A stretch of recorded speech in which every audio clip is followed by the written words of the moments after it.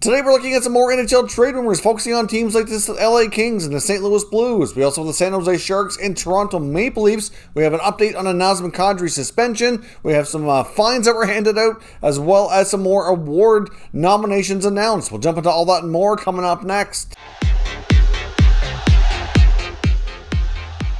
So welcome back to another video here at Top Shelf Hockey. Now we really do have a variety of news topics to cover here today. It's one of those videos you're going to want to listen closely and pay attention all the way through, because I really do have a lot of different items to cover today. And I'm going to kick things off with the update that came down from the NHL earlier. The Nazem Kadri suspension is being upheld. The third-party arbitrator reviewed the case of Kadri and has declined to make any adjustments to it. So he will indeed have to serve the full 8-game suspension. So obviously he's not going to be able to return unless the current series that the Avs and the Golden Knights were playing end up going 7 games, which is a remote possibility. This is a very close series with the road team not really having any luck so far. So we'll see as they get ready to play Game 5 here in Colorado. But obviously the main verbiage used here in this decision essentially says that because of the history in Nazem Kadri's profile here, that based on what he's done in the past, that is completely justified for the number of games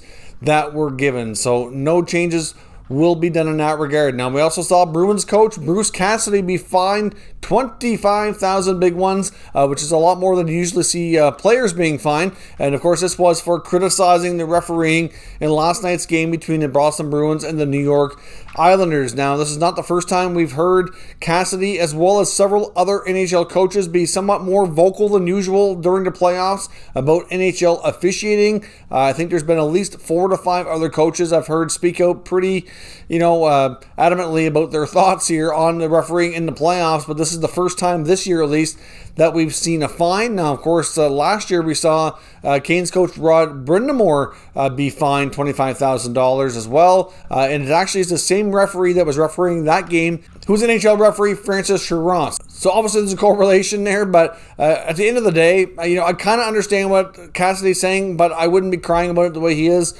Obviously, Barry Trotz is a very strategic, well-respected coach, and the Islanders are a team that didn't really take a lot of penalties this year. They are, maybe they get away with stuff, but I think every team does to a degree in the playoffs. Essentially, I think what got him in trouble here was he said that the Islanders coaching staff, who he did acknowledge was well respected and were very good at their jobs, he said we're kind of preaching a narrative that they were more like the New York Saints more than the New York Islanders, essentially saying that the Islanders preach that they don't ever do anything wrong. And obviously that's not really the case. I think it's fair to say last night that there's always questionable calls. I mean, every series we've seen, a lot of things be let go, and then when you do see something called, how many times have you seen many fans go, okay, you're going to call that and at least be consistent and whatnot? But anyways, I don't think the referees were responsible for the outcome of the game last night, and it's it's frustrating to see so many people frustrated and complaining about it, but to a degree, I do understand their concerns over the lack of consistency. I've said the same thing about NHL player safety, but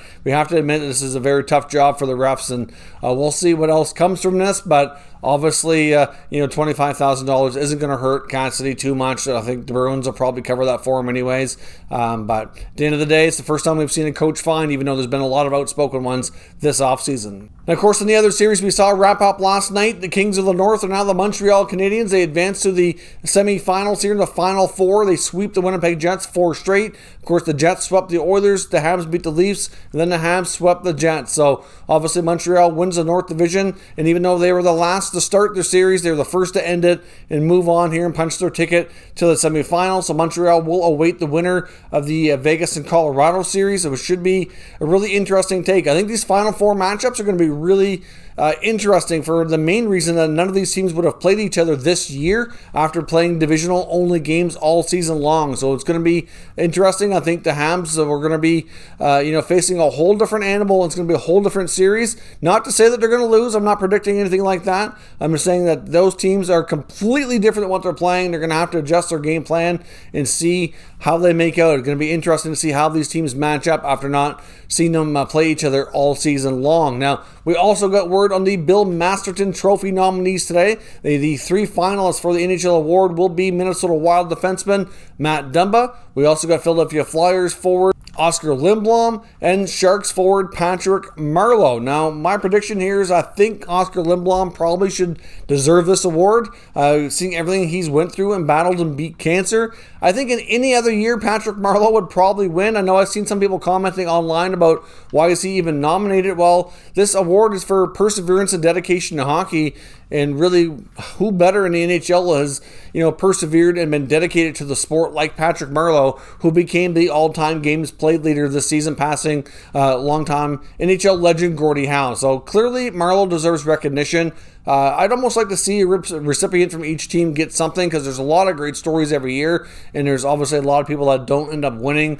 I know Oscar Lindblom was nominated last year as well, as was Bobby Ryan of the Senators, and I had a feeling Bobby would win, and just because his situation was more resolved, whereas Oscar Lindblom's situation was still ongoing. And I said then that Oscar's likely going to win next year as long as everything plays out the way we're expecting it to, and it's a good ending, and it was. And of course, he returned and played well for the Flyers. So personally, I think that's a real deserving situation, but we'll see how the votes go. No, we don't talk about the KHL a whole lot. I just wanted to mention a couple of KHL awards that were announced today, just because there could have NHL implications. For one, top defenseman of the year in the KHL went to former NHL defenseman Chris Weidman, who mostly played for the Ottawa Senators, but did bounce around a little bit after being traded out of Ottawa.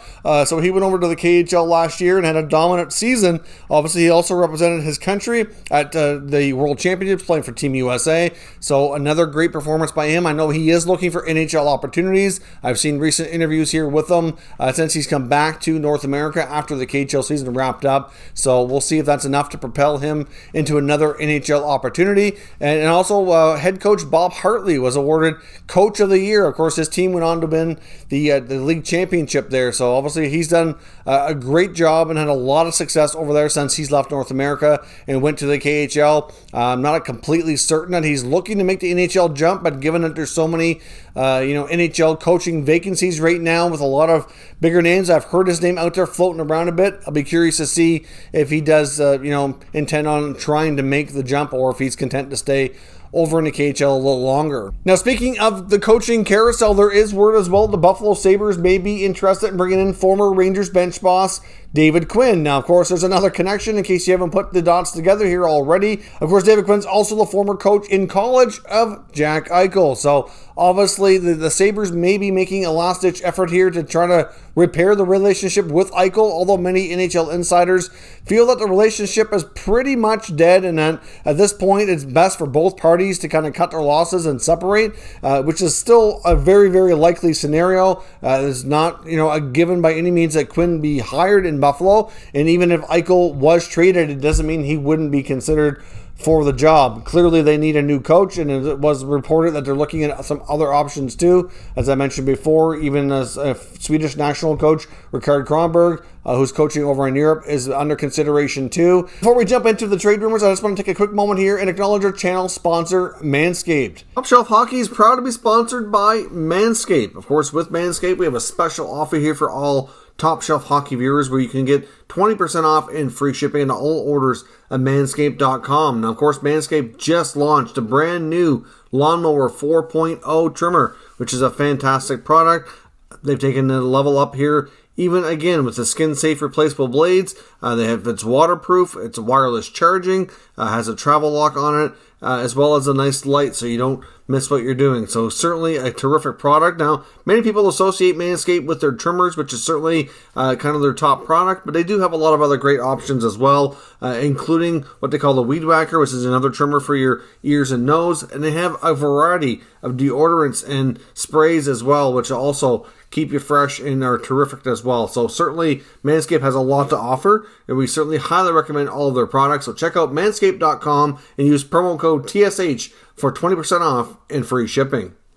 Now on to the trade talk here for today. Now we have word from Darren Dreger that the LA Kings are expected to be major players this offseason and could be involved in several more significant trades between now and the NHL expansion draft coming later in July. Now, we got word from Dreger that the LA Kings are looking to add as many as 2 top 6 forwards. Now, we had reported after the end of the season for them, and we talked about during the Kings offseason plan video, which I put out in the last little while here, that Drew Doughty and many of the veterans really indicated at the end of season that they wanted to see the team make some significant additions to the club this offseason. They really need some more veteran help, especially in terms of scoring. So this is not a huge surprise to see that the Kings are looking to do this. We also seen words from guys like Rob Blake and Luke Robitaille after they had their end of season availability that they kind of concurred with their veteran leaders on the team, and that it was certainly their full intention was to make some trades this year between trades and free agency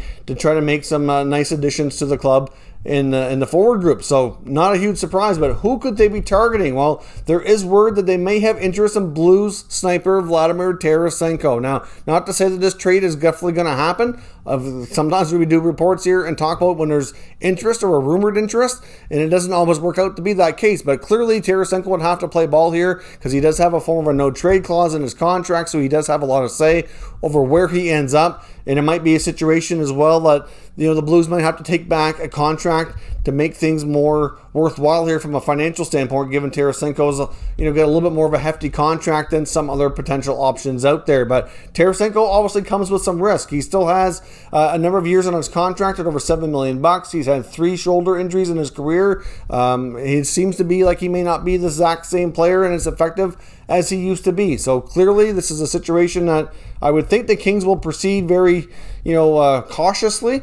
Not to say this is going to happen, but there apparently is interest. Now, there's other interest out there as well. Wouldn't be surprising to see them continue conversations with Buffalo. The Kings have been rumored to be one of the teams that are right at the top of the list when it comes to Jack Eichel and Sam Reinhart. Now, Reinhart's especially appealing where he can play center, but he can also play wing as well. He thrived at center last year after playing a lot on the wing earlier in his career. So I think he's probably better at center, but he's a good winger too, and it can be a versatile type of forward. So LA is certainly involved there, and they also could have interest too. This one's just my own 2 cents. A guy like Jake DeBrusk in Boston has certainly fallen out of favor yet again. He seems to be in and out. Has been a healthy scratch even during the playoffs when it's really important. So clearly Bruce Cassidy's lost faith in the winger, be able to produce when it matters most. So that's not looking good for that relationship between Jake DeBrusk and the Boston Bruins and another guy who likely finds himself on the move. And you have to remember here, like I said, all of these trades could likely take place ahead of the expansion draft because some of these teams especially are going to want to make moves so they're not at risk to lose a more important player to the Seattle Kraken as well. So obviously, if there's a player they would prefer to move on from rather than expose them, if they can trade them, that only makes sense. But obviously, a lot of that depends on the return. Now, in the case of Boston or even Buffalo, maybe they move Reinhart or DeBrusk or Eichel for more of a futures-based package, which LA is loaded with future-based talent and draft picks. So obviously those are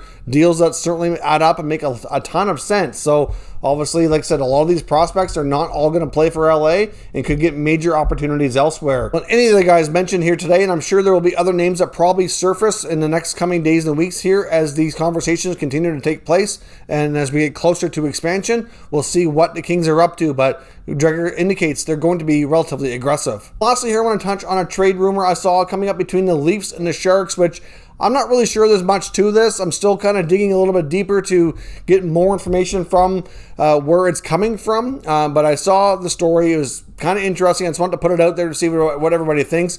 But it looks as though, as we know, the Leafs are looking for that killer instinct that they need to add to this lineup to kind of put this team over the top to have more playoff success. And the name that they appear to be linked to, according to the story I had come across, is Evander Kane in San Jose. Now, that's a very interesting name.